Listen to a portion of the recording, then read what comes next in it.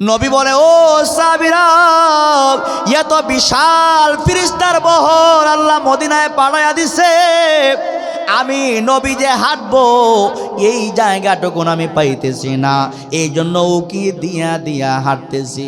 ফেরেশতারা এমনভাবে দাঁড়ায় গেছে, লক্ষ লক্ষ ফেরেশতা আইসা গেছে, আমি নবী যে হাঁটবো এই জায়গাটুকু আমি পাইতেছি না, এত ফেরেশতা আইসা গেছে। সাহাবীরা জিজ্ঞেস করলেন, আল্লাহ নবী জিবরিল আমিনকে কানে কানে বললেন, জিবরাইল চলে যাও নাকি? বলে, ইয়া রাসূলুল্লাহ চলে যাই। জিবরাইল চলে যাওয়ার আগে আমার কানে কানে বলে যা, আমার সাহাবীর সম্মান মর্যাদা কেন এত বাড়লো? জিবরিল আমিন কানে কানে আইসা বলে, ইয়া রাসূলুল্লাহ, ইয়া হাবিবাল্লাহ, ওগো আল্লাহর নবী, আপনার মুআবিয়া নামক সাহাবীর সম্মান কেন বাড়লো জানবেননি? আল্লাহ পাক আমাকে জানায়া দিয়েছেন, আপনার মুআবিয়া নামক সাহাবী রাতের বেলা যখন ঘুমে ধরে না, উনি পড়তেন কুল হুয়াল্লাহু আহাদ আল্লাহুস সামাদ। রাস্তা দিয়া যখন হাঁটতেন কুল হুয়াল্লাহ সূরা পড়তেন, মসজিদের নববীতে যাইয়া কুল হুয়াল্লাহ সূরা পড়তেন। এর মানে হলো অবসর হইলে কুল হুয়াল্লাহ সূরা পড়তেন। আল্লাহ জানায়া দিয়েছেন, এই তেলাওয়াতের কারণে আল্লাহ পাক রব্বুল আলামিন আপনার মুআবিয়া নামক সাহাবীর সম্মান মর্যাদাকে বাড়িয়ে দিয়েছেন। সুবহানাল্লাহ। আল্লাহ নবী আবার জিবরিল আমিনকে আস্তে আস্তে কানে কানে জিজ্ঞেস করলেন, ও জিবরাইল চলে যাও? বলে, হ্যাঁ, একটা কথা শুনে যাও। ও জিবরাইল, এই ফজিলত কি আমার সাহাবী মুআবিয়া নবী নামক সাহাবীর জন্য, না আমার সমগ্র উম্মতে মুহাম্মদীদের জন্য?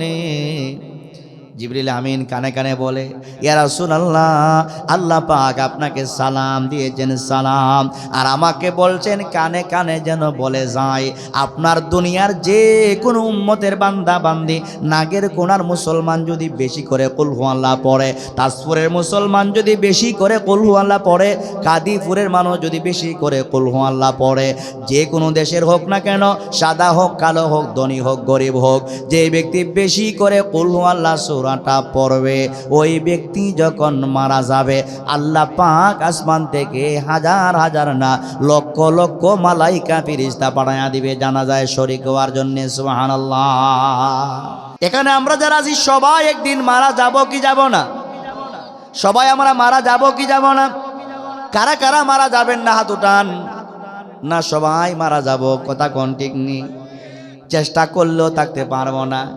বলেন, আগের কোন আমি লন্ডন প্রবাসী, আমি আমেরিকায় থাকি, আমি কানাডা থাকি, হুজুর লম্বা ওয়াজ করলে কিন্তু আমি মারা যাব না, কারণ আমার টাকা পয়সার অভাব নাই, বাড়ি গাড়ির অভাব নাই। আল্লাহ বলেন টাকা দিয়া চলবে না, বাড়ি গাড়ি দিয়া চলবে না। একটু খালেদা জিয়ার দিকে তাকাও, 3 বারের প্রধানমন্ত্রী চেষ্টা করেও থাকতে পারে নাই, ঠিক কিনা? ঠিক কিনা? এরশাদ চাচা জাতীয় পার্টির চেয়ারম্যান ছিলেন, চেষ্টা করেও থাকতে, জোরে বলেন, চেষ্টা করেও। আজকে আপনাদের এলাকার একজন মারা গেছেন, ঠিক নেই, চেষ্টা করেও কেউ থাকতে পারে না। সবাই যেহেতু মারা যাব, যে কথাটা বুঝাইতে চাই, আমরা মারা যাব, মারা যাবার পরে আমার আপনার জানাজার নামাজে আসমান থেকে ফেরেশতা আসুক, আমরা চাই কি চাই না? কথা বুঝুননি? মারা যাবার পরে আসমান থেকে রহমতের ফেরেশতা আসুক, আমরা চাই কি চাই না? আওয়াজ করে বলেন, চাই কি চাই না? যারা চান দিল লাগায় শোনেন। যদি চান আসমান থেকে ফেরেশতা আসুক আপনার জানাজায়, তাহলে শোনেন, বুখারীতে আসছে রাসূল পাক সাল্লাল্লাহু আলাইহি ওয়াসাল্লাম মদিনা থেকে তাবুকের প্রান্তরে গেছেন, যুদ্ধ করবেন। কি করবেন? যুদ্ধ করবেন। তো রাত্রিবেলায় তাবুকের মাঠে অবস্থান করলেন। রাত্রিবেলায় তাবুকের মাঠে অবস্থান করার পরে ফজরের আজান যখন হয়ে গেছে, সাহাবীরা নামাজ পড়লেন। নামাজের শেষে পূর্ব দিকে তাকালেন, পূর্ব দিকে ফজরের পরে কি উঠে? সূর্য উঠে। মাশাআল্লাহ, জোরে কোন কি উঠে? সাহাবীরা পূর্ব দিকে তাকালেন, তাকায়া দেখলেন প্রতিনিয়ত সূর্য উঠে, সূর্য উদয় হয়, কিন্তু আজকের সূর্যের পাওয়ার অনেক বেশি। এই যে আমাদের সামনে লাইট আছে, লাইটের একটা নিয়মিত পাওয়ার আছে না নাই? একটা নিয়মিত পাওয়ার আছে, 100 বা 500 পাওয়ার আছে। কিন্তু হঠাৎ করে যদি ওই লাইটের পাওয়ারটা 2000 ভোল্টেজ বেড়ে যায়, আমরা অবাক হয়ে যাব, বিষয় কি রে, এত পাওয়ার কি? তাকাবো কি তাকাবো না? সূর্যের দিকে তাকায়া দেখলেন বিশাল পাওয়ার, অন্য দিনের তুলনায় 1000 গুণে বেশি।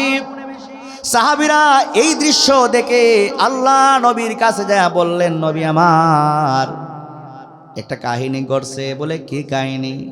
ও নবী তাকায়া দেখেন না, পূর্ব দিকে সূর্য উঠছে, পাওয়ার এত বেশি কেন দেখা যায়? তাকানো যায় না, বিশাল পাওয়ার নিয়ে দাঁড়ায় গেছে সূর্য। আল্লাহ নবী তাকায়া দেখলেন বিশাল পাওয়ার, এ তো অন্য দিনের তুলনায় অনেক পাওয়ার। নবী তো আর মন গড়া সাহাবীদেরকে কিছু বুঝাইতে পারতেছেন না, মন গড়া কিছু বোঝানো যায়নি।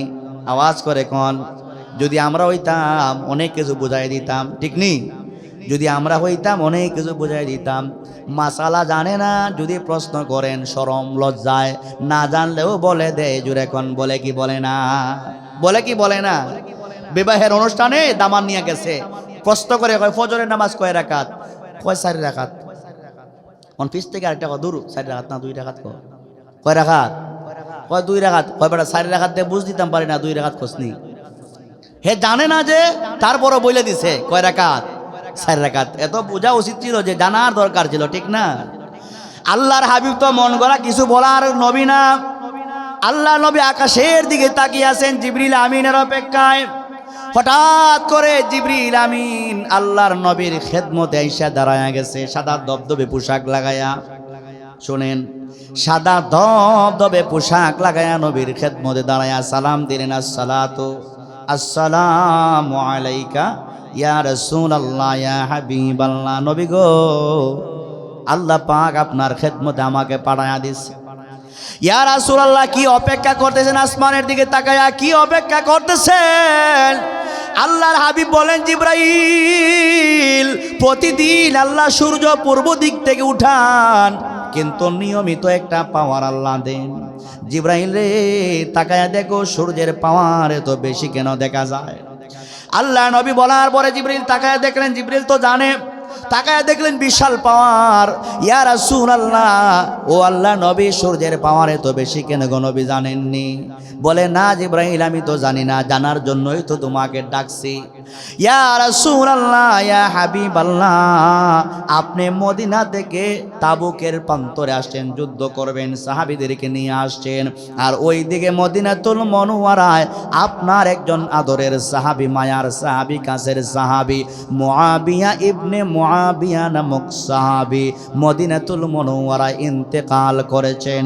ইয়া রাসূলুল্লাহ, ওই সাহাবীর সম্মান মর্যাদা এত বেশি, নবী গো, যদি আপনি চান সাহাবীর জানাজায় আপনি শরীক হবেন, যদি চান, আমি জিবরিল আমিন আল্লাহ পাকের আদেশে এত দূরত্বের রাস্তাকে আপনার জন্য সংক্ষেপ করে দিব।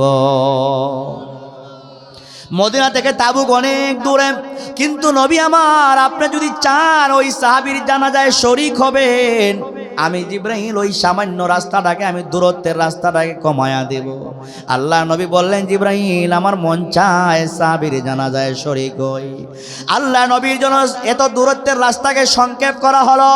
আল্লাহর হাবিব মুআবিয়া নামক সাহাবীর জানাজায় অংশগ্রহণ করলেন, শরীক হইয়া গেলেন। শরীক হইয়া কি কই শুনেন, আল্লাহ নবী জানাজা পইরা আল্লাহ নবী 2টা পা দিয়া রিল্যাক্সে হাঁটবে, সুন্দর করে হাঁটবে, কিন্তু সাহাবীরা তাকায়া দেখে রিল্যাক্সে না।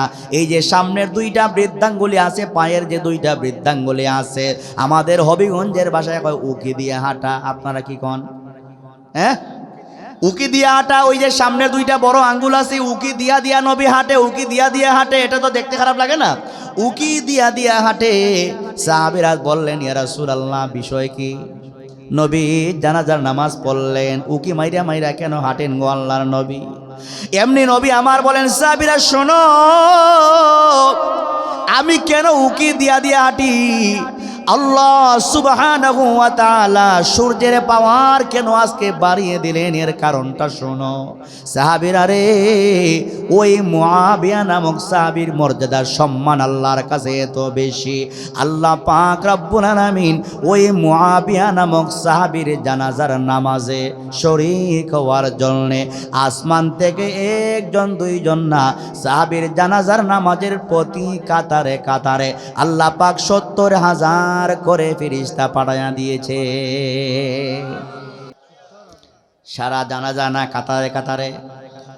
ইয়া রাসূলুল্লাহ, কাতারে কাতারে ৭০,০০০ আল্লাহ ফেরেশতা পাঠায়া দিয়েছেন।